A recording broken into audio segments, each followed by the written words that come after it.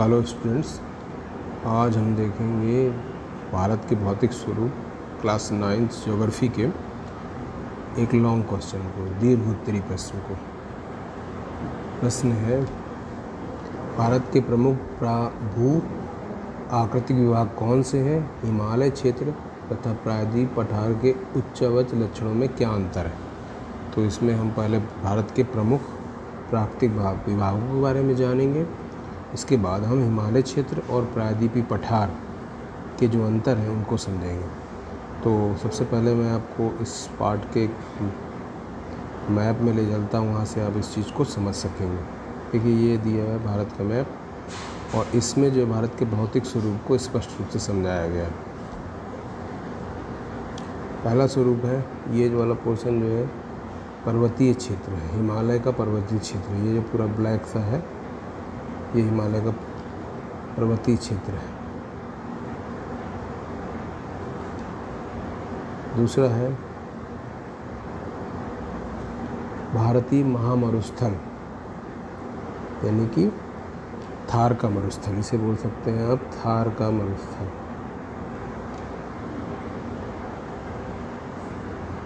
तीसरा,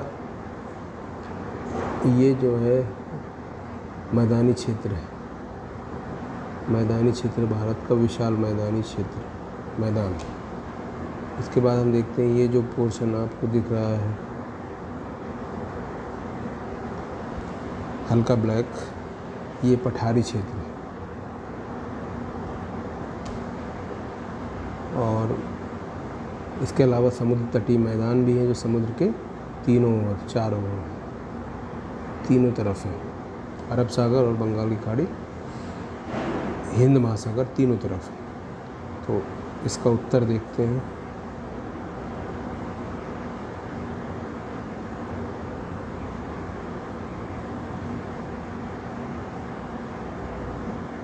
भारत के प्रमुख भू प्राकृतिक विभाग कौन से हैं?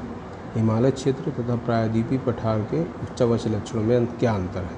तो इसके प्रमुख प्राकृतिक विभाग ये सबसे है, पहला है हिमालय पर्वत, जैसे मैंने अभी बताया। फिर दूसरा उत्तर के मैदान, तीसरा प्रायद्वीपीय पठार, चौथा भारतीय मरुस्थल या थार का मरुस्थल भी, तटीय मैदान और द्वीप समूह भारत के यहाँ पर लक्षद्वीप है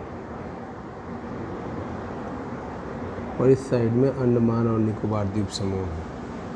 तो ये वीडियो पॉज करके इसको नोट करते चलें, और अगर आपने चैनल में पहली बार आए तो इसे सब्सक्राइब कर लें, जिससे इसी तरह के एजुकेशनल वीडियो आपको मिलते रहे।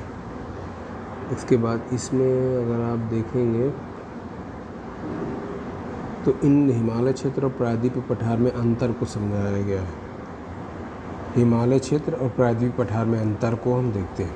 विश्व के सर्वाधिक, पहला इसमें जो हिमालय क्षेत्र में एक तरफ प्रायद्वीपीय पठार लिखना है, इसको लिखने के बाद दोनों तरफ एक एक पॉइंट को आपको समझना है। विश्व के सर्वाधिक ऊंचे पर्वत और गहरी घाटियों से मिलकर बना है हिमालय क्षेत्र, ऊंचे पर्वत और गहरी घाटियों, जबकि प्रायद्वीपीय पठार चौड़ी और छिछली घाटियों और गोलाकार पहाड़ियों से बना है, इसलिए यहाँ पर आबादी बहुत पाई जाती प्रायद्वीपीय पठारों में। इंडो ऑस्ट्रेलियाई प्लेट और यूरेशियन प्लेट में टक्कर के कारण बना है, और ये गोंडवाना भूमि के टूटने खिसकने के कारण बना है। तीसरा है तलछटी चट्टानों से बना, यानी कि नवीन पर्वत, और ये आग्नेय और कायांतरित चट्टानों से बना। चौथा है भूवैज्ञानिक दृष्टि से अस्थिर क्षेत्र है, यानी भूकंप की संभावना हिमालय में ज़्यादा है, और भूवैज्ञानिक दृष्टि से ये स्थिर क्षेत्र है। पठार जो होते हैं वो ज़्यादा मजबूत होते हैं।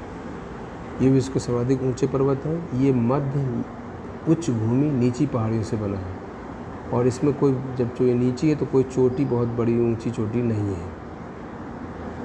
हिमालय से जो प्रसिद्ध नदियाँ निकलती हैं वो सदा पानी उनमें रहता है, क्योंकि बर्फ़ पिघलने से बनती हैं। यहाँ पर जो नदियाँ निकलती हैं, नर्मदा, ताप्ती जैसी कुछ ही नदियाँ प्रायद्वीपीय पठार से निकलती हैं जो प्रसिद्ध हैं।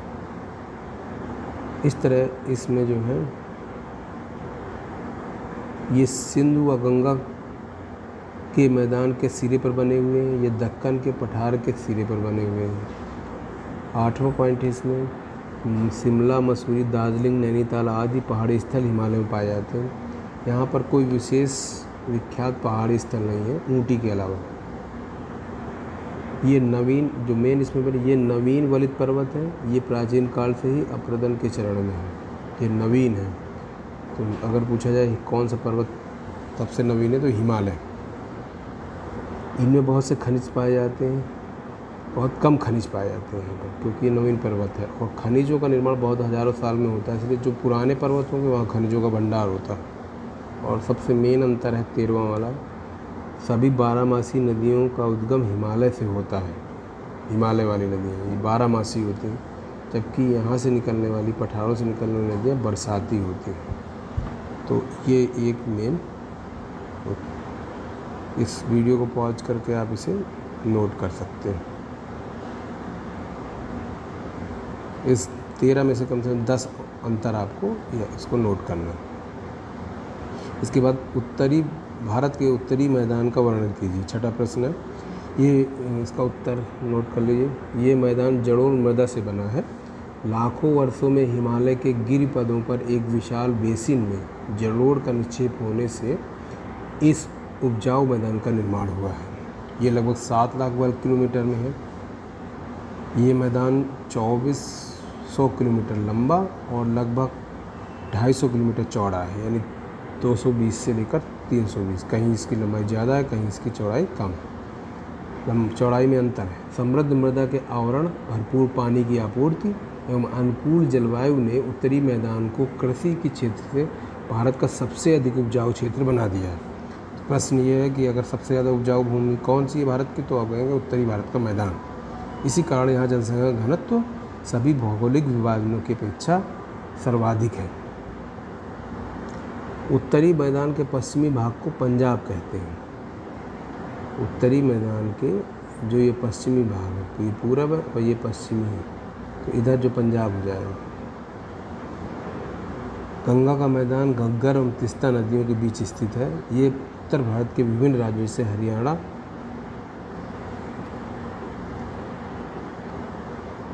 दिल्ली, उत्तर प्रदेश, झारखंड के कुछ भाग एवं पश्चिम बंगाल के पूर्व में फैला हुआ है। तो इस तरह से ये क्वेश्चन छठा, ये भी आपको करना है। और इसके बाद जो है आपको मानचित्र से संबंधित एक प्रश्न था, वो जो आपको पहले करवाया जा चुका है। इन चीज़ों को आपको भारत के मानचित्र पर दिखाना है।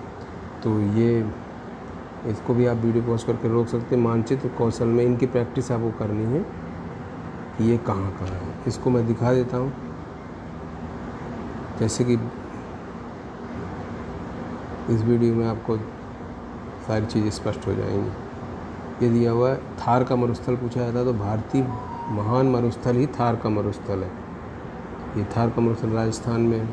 इसी तरह द्वीप समूह के बारे में पूछा जाता है, तो लक्षद्वीप ये है, ये लिखा हुआ लक्षद्वीप भारत का क्षेत्र है। और समुद्र में अंडमान और निकोबार का क्षेत्रफल ये है। ये अंडमान, ये निकोबार द्वीप समूह। तो इस तरह से हमने देखा भारत के ये पाठ आज कंप्लीट हो जाता है। तो आप वीडियो को रोक के और जो भी क्वेश्चन नोट करना उसे नोट कर सकते हैं। वीडियो को लाइक करें और अपने दोस्तों के बीच में इसे शेयर भी करें। वीडियो देखने के लिए सभी को बहुत बहुत धन्यवाद।